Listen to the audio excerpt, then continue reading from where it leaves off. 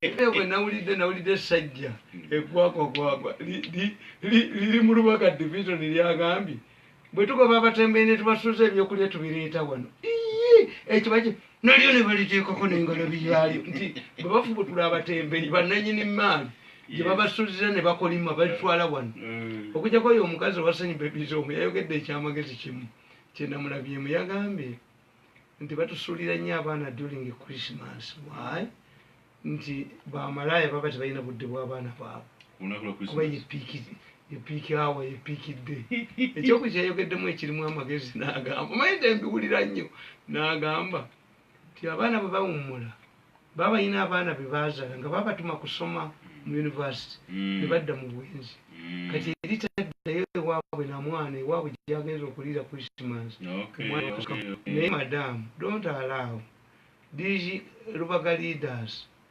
who bring to these children stolen goods, and you praise yourself that after confiscating goods from innocent batembe, you justify obubibo byataddeko engalo nayegasajja mwe temuyina magezi temuyina magezi ge tebabyogera bwe tugoba abatembeeyi emisinde ne tubasuuza emaali yaabwe tugiwa kwega n'abaana ne bafuna ebikolimo nakyo nekijjayo ento yakyo nti naye amagezi naye omukulembeze mu Lubaga aye erida kale wiiki eno President Agudo Mukulira omukaaga kirungi nnyo tulaba emirimu bitano zijja kubanga zifunika njala just bamu insight mu wiiki katono nnyo ku nsonga zimusobola okwogerako General Kale Kayihura nno yategeeza balooya be ne bawaabira Vision Group ebyo byawedde bagenda okugimwabira bagenda bawaabira bawadde notice to sue mulebula kwebyo byonna naye nga waliwo enteekateeka eziraga nti General Kale Kayihura emisango giyinza okuba drop ate Kayihura namugamba tewali nsonga yonna ekola ki emugaanya okugira waliwo shake-ups ezikolebwa mu kitongole kya ISO ne dialogue abantu abasinga bagiddusemu kale obuuza mutani wa mirundi nabagamba nti mmwe ekibakoze obubi temumanyi how Uganda mafia operates, and I've written ibitabo bingi ku mafia ya Uganda ne Museveni tagimanyi musasi mafia ya Uganda ekola bwete Uganda ni mafia erina time tiwebeta jetinza omuntu emukuba Lukwago bamukuba okuva mu 2 ndowooza oba 8 Asumani Lukwago ne bagamba nti yabbye yabadde agaba $500,000 nga ziteeka ku akawunti enfaazi bbe Lukwago ne bamujja ku nnyonyi President n'agenda ekasanja n'agoba abasawo nga bo be babajjeewo Lukwago okuva Diana lwe yatuula mu ntebe bubatwala buba nannyini nsi muwala wa Lutamaguzi muzzukulu wa Lutamaguzi Lukwago yakubwa ne bamujjawo yali mu busomesa ate nze sigendayo mafia ya Uganda bwe kujoga ne kujja mu kifo n'ogendayo ate bakufukira omusulo ye Lukwago permanent secretary wa health nga kimwe kimwe education kuzira wange kwebakanga bwe nakola I don't go there kuba bamala kukuba ne bakuvunza tovula mu busungu buli wana abantu bwe bayina buli muntu abane n'ebirubiro ebyenjawulo ogenda kakutu nze nagenda kakwebaka kakati mafia bwetyo bwekola nti etajetinga ekintu ferongo time bayina kano kabomba kano kali mu New Vision ne Bukedde be basooka okuba abantu kasola banga bakubyeko kakati Kayihura bamuva wala ne bamukuba nze kankubuuli mafia abantu bangi baali balowooza nti ndi mukwano gwa Kayihura nnyo not at all Kayihura we not friends nina ebintu bye nafuna muntu mukundi Kayihura siwali kyayina wange okujja ko kunula maama wange tumukunde namufunamu ennyumba Kayihura mukwano gwo si yakujja kiti anti kinkugana namulaba ti mu history yange omuntu bwe mulaba today nziyo ne mulaba mu future tadde nina interview gye nkola ne mbagamba nti bwe nali mu P7 mu holiday nagenda Endagwe ogula kasooli tubadde ne muganda wange Ssentongo tuvuga eggaali tusanga akasajja akakadde nekagaba avuga mu ntwaleko Ndagwe kiri waffe mu Lwengo Sendongo n'akaga nti gule yiyo nenyimira nenkateeka ku ggaali tuvuga mayiro 5 nga tekaliiko ku ggaali nga tekaliiko nanga akasajja kabandi okakubye ekigo ne tuddayo mayiro 5 tetwakalaba twakasanga mayiro 10 maaso nembaga nti nze mulaifu yange omuntu gwendabye ale afeaturinga mulaifu yange gye bujja nti Kayihura namusanga ne Sale nga edisi wa Sale namusale ku ssomero 83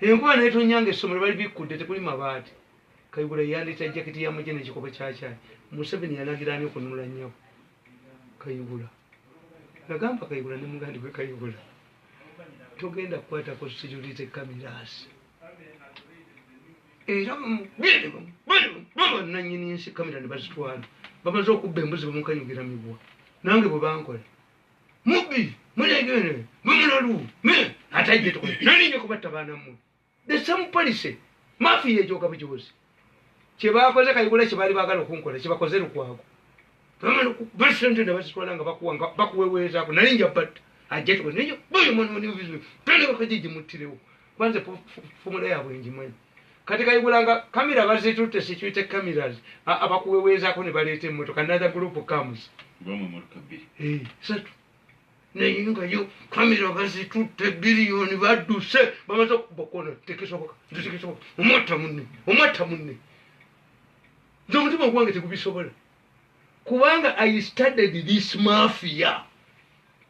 The mafia ya Uganda, once it's target, it takes time. Kayihura nafuka. You tell me the difference of the performance of the police in absence of Kayihura. This is worse. When I Kayihura nga bateka abantu mu bootu za motoka. Bali bagoba, bo bategeera mangu kati Kayihura musanyufu nnyo nga ajje mu new vision million bakubambatte nze mu different character nabasoma mbamanyi kanzire wange nebaka naye nga sikoze na mumwatta munne meeting mumwatira munne kane gamba kasotegeera formula yaabwe ti once they identify a target bakukuba longo before nti kati Kayihura kamera bazitutte embuzi bazitutte bamukanyukira mibwa one group yatutte kamera yesente yazitutte another group comes in nenga byemunyononye mu binu kubane kuti omutani wakajiju jako program ojatutte sisi kusobola gamba nti Kayihura bamukuba longo before obukulembeze bwe tili atabula bwali mu they create nkwenti bakuba ana yatuka no banga wani mwala bakasujja Matembe yali ne munno muzinga bayina company yawo nga bayina munnaabwe minister naye ayina kampuni ekuba obululu ayigigi yalagirako nga bagenza okuba obululu South Africa ne babakomyawo bakuba Kasujja muganda wange nti ayagala ani n'alabula kyamujjukira yaddamu okulabika omusajja wa Kokokolo yaddamu okulabika natuula n'omugenzi Kasujja mu mmotoka nga akaaba nga muwala wagenda kufumbirwa nenga story ziri mu mawulire zikuba Kasujja tutula ffenna ne mugamba oyo omusajja wa Kokokolo senda we yali Minister Finance na issuing order ti omuntu yenna yafuna obuvune nga bweretedde yekka gavumenti ejadda mu musasulira bamukuba asidi nga asidi agenda South Africa Matembe ne munno omulamuzi ne bakwata omusajja ne bamugamba tukube Kasujja aveewo kuba Matembe yalina kampuni ekuba obululu nga balina gwe balwana naye kakati munnaabwe ng'ali smart yali mu Ministry of Finance n'alinda ennaku ne ziggwayo mu mateeka bakugamba ennaku 9 kasa kiggwayo nga temusobola ku advertisinga mukozesa kampuni eyakolako ng'eye yakolako naye bakuba Kasujja ne bakuba Katuni ne bakuba Kasujja had only one worker driver we nga Matembe yateekamu abantu abasinga obungi olwakuba Kasujja n'avaawo ne wasirika mbamanyi ndokubenyo basidi rais mundeke netulire ewange obusungu bwenna buyitirivu kakati mmwe temumanyi this is how they do they target somebody long before oli munnaabwe mutunulire trend mbagambye nti omusajja wa Kakokolo ali luddawa Kasujja bamujjawo natula n'omusajja wa Kakokolo oyo ne mubuuza twalina ennamboozi ne mubuuza ddala Kasujja yakokyasiri naga nti nedda naye baminisita gundi bangambye nkube Kasujja ndandawula disappeared immediately the Kakokolo man disappeared immediately Kasujja was removed mbamanyi nyonyi benyondo era nze wange temujangayo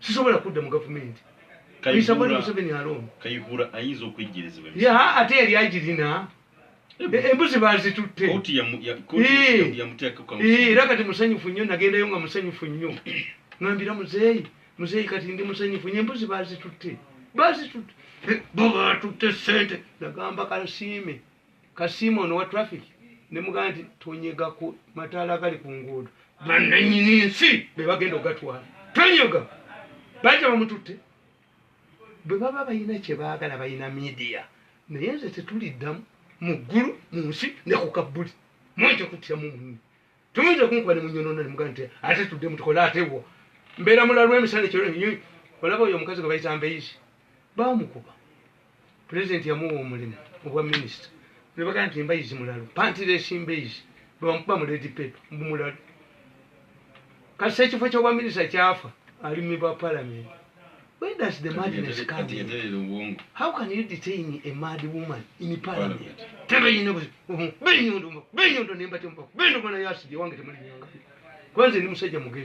I study the system to just systems analysis, never studying a mafia ya Uganda. Tikakati muntu nolire. Oyo katika ibula ya wedde.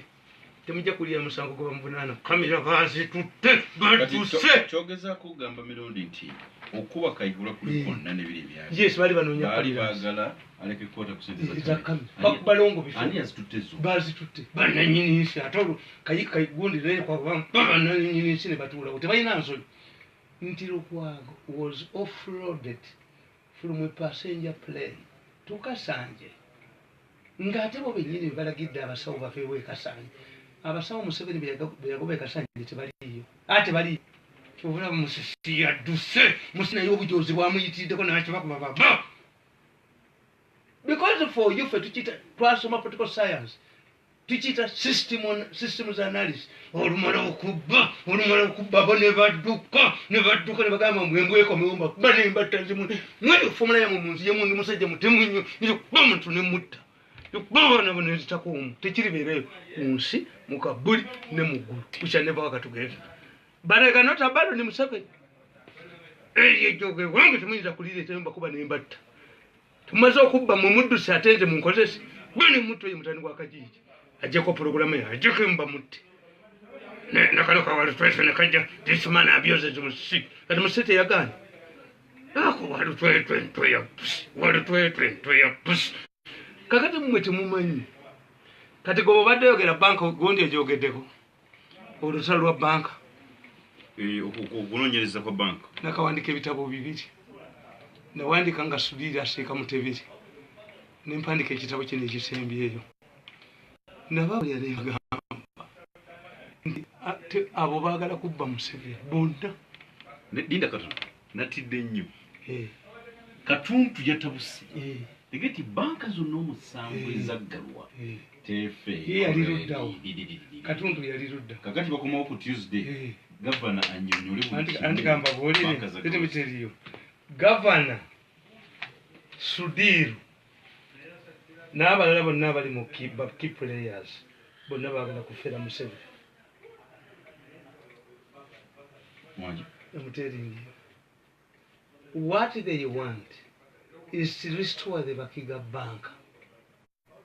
Ti banka ya Bakiga yagwa mujjajizaawo era banka ya Bakiga bwe yagwa account bazitwalawo mu Yasudir, the best bank at the time. President Museveni yagamba at one time I wanted to borrow money from a bank to give the loan to my close relative. I asked my people, we used to have a bank, a UCB. UCB is no longer more. Kati gitwina bagitani. Ne bamugamba budget bate DFCU. Kiranga the manager of DFCU, a Kenyan. Teyakunkwata si. Secretary namugamba manager taliyo. Namugamba manager bwakoma omugambe. General Museveni yakubiyeko wano. President wa Uganda. The man is not ringing again. Museveni admits, having waited for no response from DFCU that replaced Commercial Bank, used to be a former government bank, Kiranga Sudir, who swiftly responded, Naga nti looni najijja wa Sudiru okujiwa relative wa Museveni himself. Banka ya Sudiru ya winning awards in Mecca, the best bank in Uganda.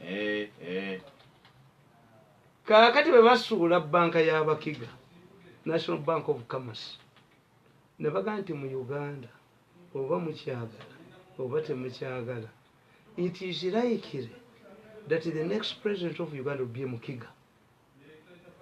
I'm a political scientist. The Bakiga are the most organized group in Uganda. Fortunately for them, tebayi investinga muntu ente human being nange nzina ente zigwe omuti gulwala enkwa Abakiga bagenda mu mbaawo tebafuuyira muti mashini yokka bwekutuka ne baleeta endala buli kibira kyonna kisanyiziddwawo Mukiga. Omanyi nannyini kibira kino kibayita ekyempanga ekiri mu Mpigi district, kino kyoyitamu oyingira Empigi bwemukubulira ogwawo ekyo njagala okuggwa simanyi nti negundi simanyi ne Muwanga Kivumbi akimanyi ti atigomya obutambala ekibira ekyo kyekiraga linda kugenda mu Bulango naye waliwo ekyankubiiwala Sudiru tuyinza omulirira obuwumbi bwa ssente. Anti nkubuulire nti Museveni abantu be mafiya era be babirimu. Kasooke nkomewo ampuliriza katono nnyo.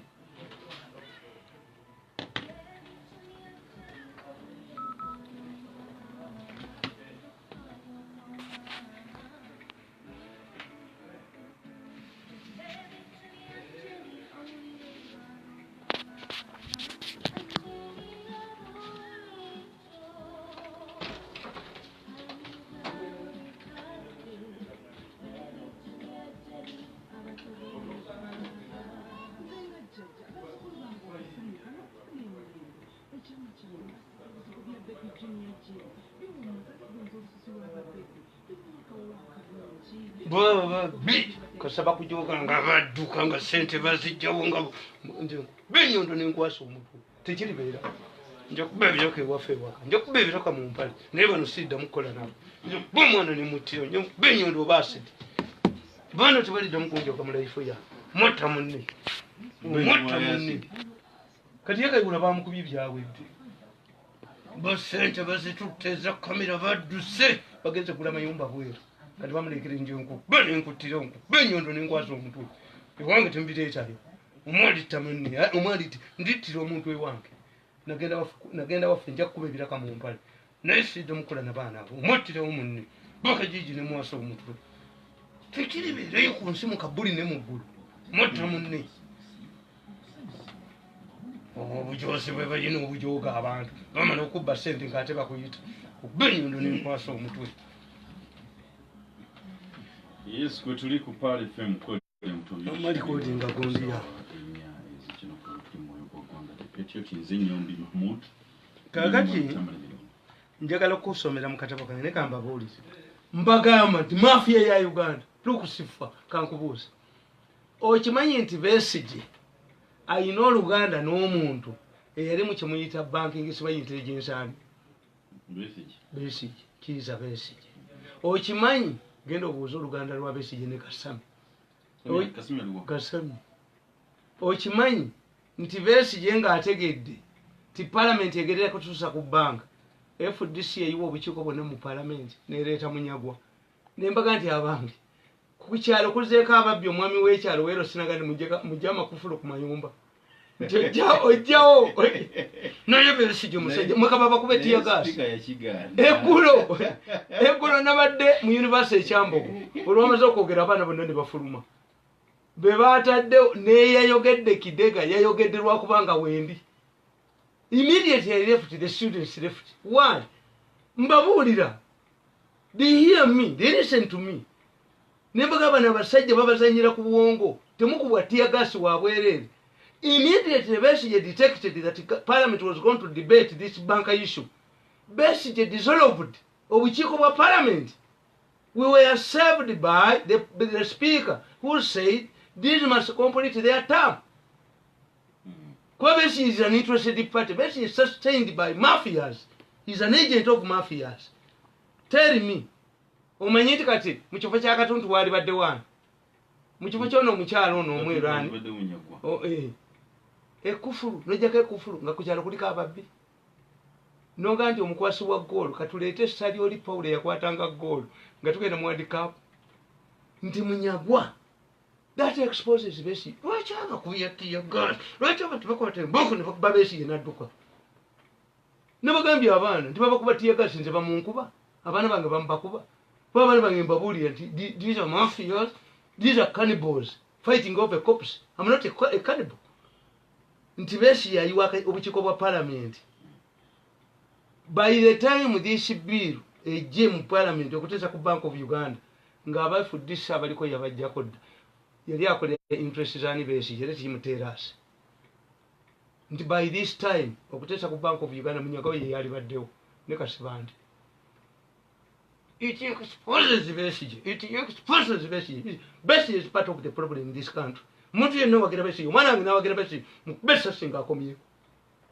Besigye is part of the... This is why Besigye has survived where others have failed. When nobody in government was sent by mafia. Mafia group. What exposes Besigye Chimbagambi? Nti baali bakimanyi. Ntugenda kuteesa ku bank. What Besigye did nga yategedde tekukyali kugenda kubeerako ababbi. N'alagira abeekyalo bajjeko amakufulu. Besigye mwali badde mulaba Kasibante mu kifo kyani. Ono mukyala bamuyita Amongi naye teyali baddeko. Mwali baddeko Kasibante nani. Kweyo yishu. Kati nedda Besigye akwawa. Mwabawagira Besigye akwawa. Mbagaye nti mugende mubuulirize. Kasami ne Besigye bwe baba tebawasa wamu. That's why me you cannot use me when you go sindike wange nja muttirayo. I will serve another government. Sene yo pirawe rwana na muchezi. No, sisobola. This is how I have remained steadfast. Kwenku kwatire wange gwene nkunyereza yo limufu. Tombuli nasigaza mu 7 years. Bwalingo banga ngenda. Kitange yangamba mukama wa malanga kugoba n'ogenda. Which means for me, this is why these fools, idiots, thought that they would intimidate me, put me under their armpit. I get to Korinko, burning Kutira Mwaliba Fumuvana. Kubanga nze mafia ya wano nagisoma. Kakati kankusomere before mutegere. Nti mwomukisa gwa mmwe. Mulingo omusajja akuba mukazi omukazi nagandi gwomaze eggaali ku kyalo. Ekituuku kya banka. Nti kasaba asula banka y'Abakiga.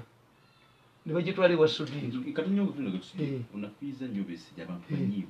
Ati banyiivu ki? Besigye alidinze anti mbagambye. Akyusiza politics wa Uganda. Let Besigye explain the reason why. If this wanted to change leadership in the committees of parliament, in the face of a probe, a banker probe, can you compare Katuntu, Nono Muchala Gundi, Omita Anita, Amongi, no Mugera Kasibante Gundi? What was his interest? Besigye represents mafias. This is the reason why he has survived. Bwalaba y'omwana azeka kati ngono kyegundi, kati bamukuba mawulire ba mafia banne. No. Besigye bw'anaalemera mu opposition bajja mukyeka nga kabadda teremera mu nju. Besigye ajja kufuna mu opposition. Ajja kufuna mu opposition y'abantu bamutegedde. Ajja kuyita abantu baleme kujja. Omulambo tegulemera ku nsi. Musajja abaavuga omulambo ewaffe ku gali ne gukanga bala asimba gali naku bemba okwo ne gufuna. Nekukakane Besigye bajja mukuba emboka kakaneko.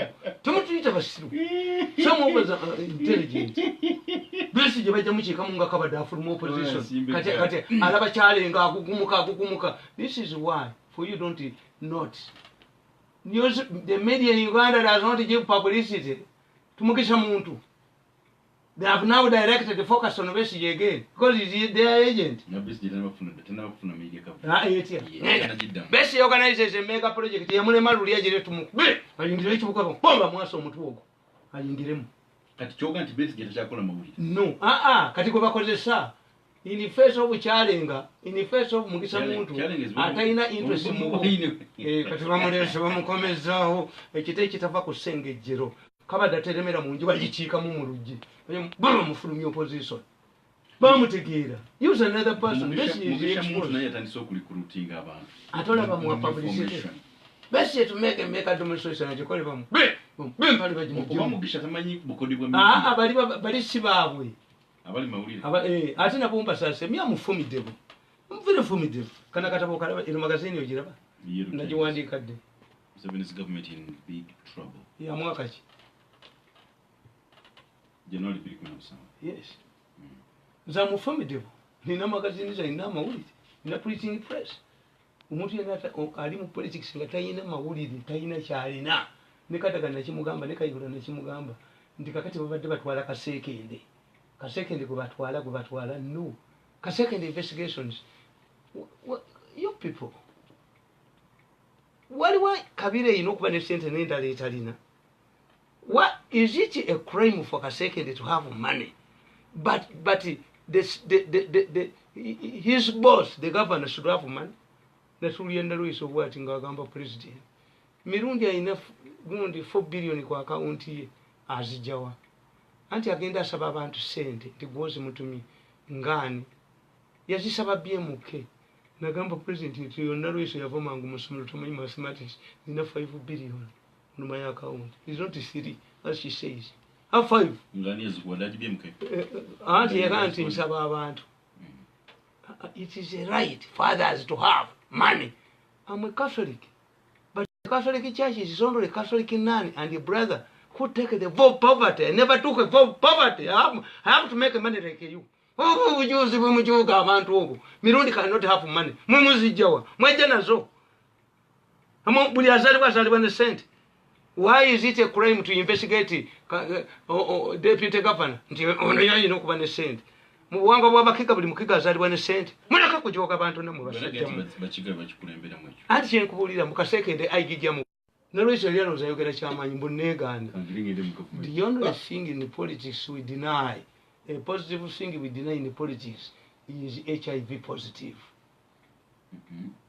Omuntu wako nti ofanana Museveni ogasibwa ososo okungamba nabaga nti ono musajja yeeta Kaguta RDC tabiranga kuna Luganda na Museveni yali asoma kigeze mu secondary school akawala ataka abana ne bamutuma Kaguta ko bira abantu. When somebody tells you ofanana n'Abagereka sigwa ososo tuyina Oluganda Africans we resemble. You deny HIV positive but never deny okaje tueganire kuti siri mulwadde yes if I've worked for government nga tuyina abave mponga byo yabayina ebizimbe mu kibuga gwenga tuyina government nga mu myaka 14 sina 5 billion ku account kitegeeza nakola losi abana bange mbagate muddayo kola tewafuna nogenda okuyiga nga bwe kaseera kojjana musu tokutako ku kinene eyo government they don't know that they are undermining themselves. That a certain group or a certain tribe, a certain group of people must have money, others should not. When somebody has the money, it warrants the attention of the IGG. You are idiots. You are fools. Abamba inokuba ne sente kabala tibalina why? Lwaki mumubaira nazo? Kakati ne kugamba mu katabo kange kano. Greenland Bank and how it took over Uganda Commercial Bank, UCB. Lwaki zino zo bazitwala ensi n'esirika. Ezasooka.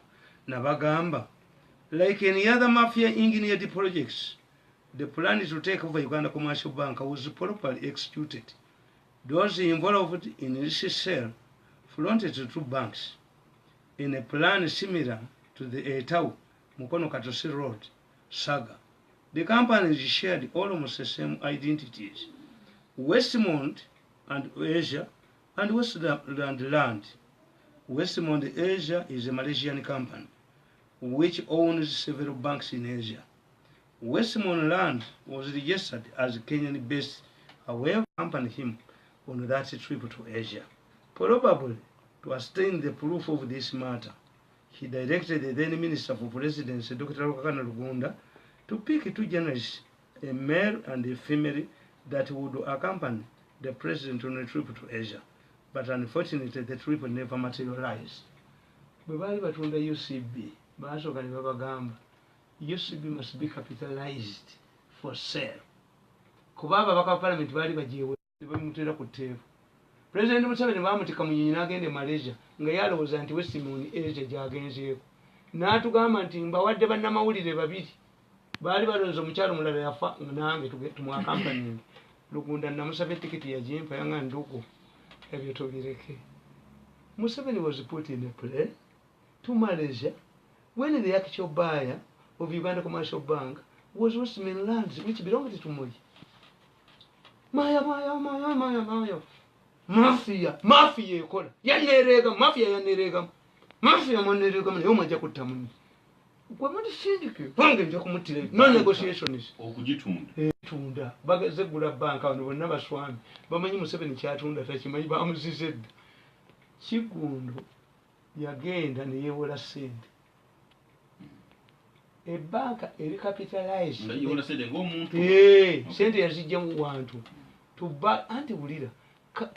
You should be very capitalized the tune of 90 billion. Bagitunda 45. Chigundu yewola 45. Nga mu account ya yo. Kagani kugamba.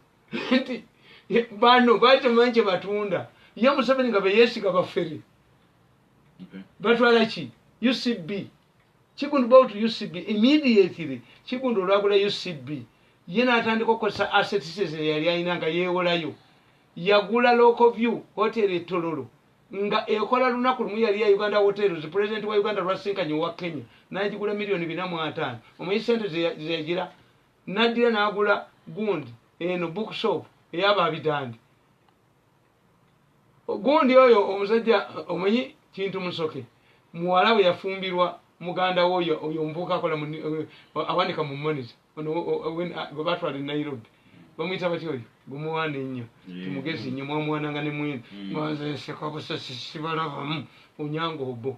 Onyango Obo yawandika ati ku New Prison nti abasiramu bamaze okula printing press nga printing press yaba abidande tekyakuba na tikiti ya musolo abuzulutinka dempitirivu najjaziteka mu UCB nazeewulyako sente nadduka bagenda okumunoonya nga sente tebalaba we ziri bo baali balowooza nti basitwalira mu kuti yakozi asitwalira mu waya nazitwala ebweru. In fact, investigations found out that Greenland in Nairobi was functioning very solvent.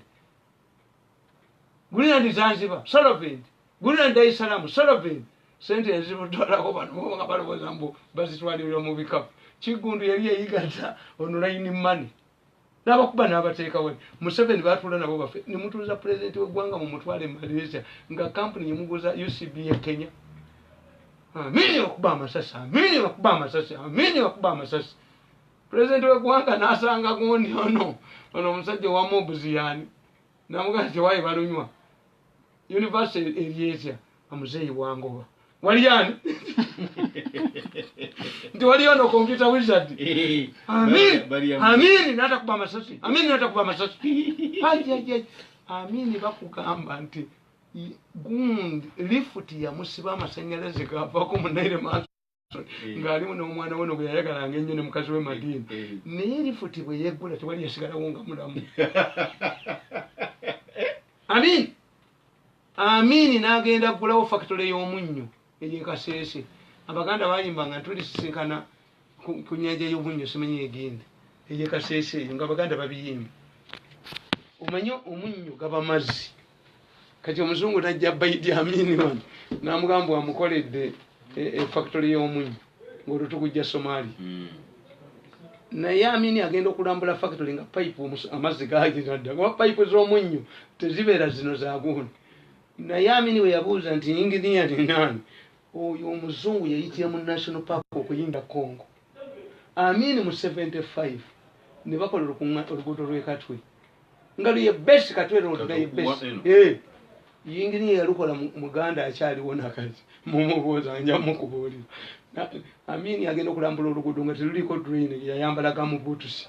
N'abuuza nti yinginiya ni nani? Nti wuyo. Asante sana. Yasulawo wano. Bamugamba nti asante sana. Olowooza agambe nti musanyufu. Yatema ekiro. Teri mubbi ya Amini. Ffe twakula tumanyi nti omubbi bamuyita Wakweya.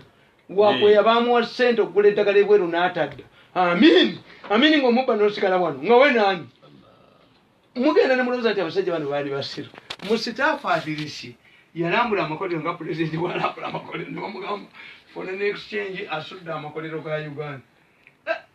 Kila watu minaenda wanasema foreign exchange. Hiyo foreign exchange nani?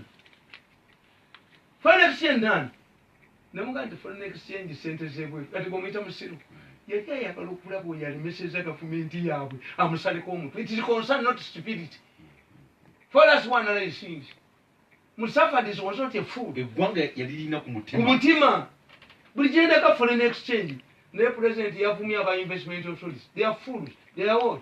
Nemujako abantu $8,000 ngokali wali kushikako gazi twala amini nakogera ko sula wo wanda Museveni jajja alina bazukulu be nze wange nende kanga nalagidde ekintu ewange wentegera nti kyenna balagidde tebakikoze ne bwempita abaana muliwa tewali apo mu nyumba